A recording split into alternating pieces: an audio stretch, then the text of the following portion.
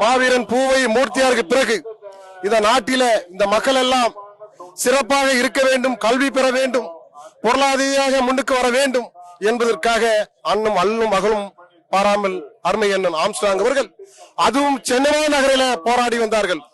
அதை தாங்கிக் கொள்ளாமல் இருக்கின்ற நம்முடைய இந்த நாட்டை இயக்குகின்ற, இந்த நாட்டை வைத்து பிறப்பு நடத்துகின்ற அரசியல் தலைவர்கள், இந்த நாட்டை ஆண்டு கொண்டிருக்கின்றவர்கள் அண்ணன் அவர்களை அரசியல் கொலை செய்தார்கள்.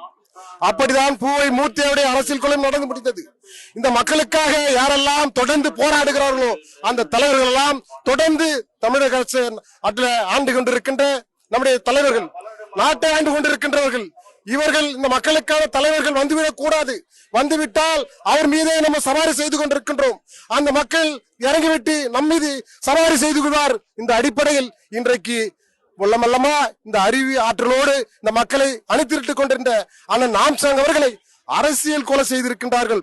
இன்னும் கூட அண்ணன் ஆம்ஸ்ட்ராங்குடைய கொலையில் மரணம் நீடிக்கின்றது என்று புதிய புரட்சி கழகம் சார்பாக நாங்கள் தொடர்ந்து வலியுறுத்தி வருகின்றோம். ஆனால் இந்த அரசு அதுக்கான முடிவு எடுத்ததா? இல்லை.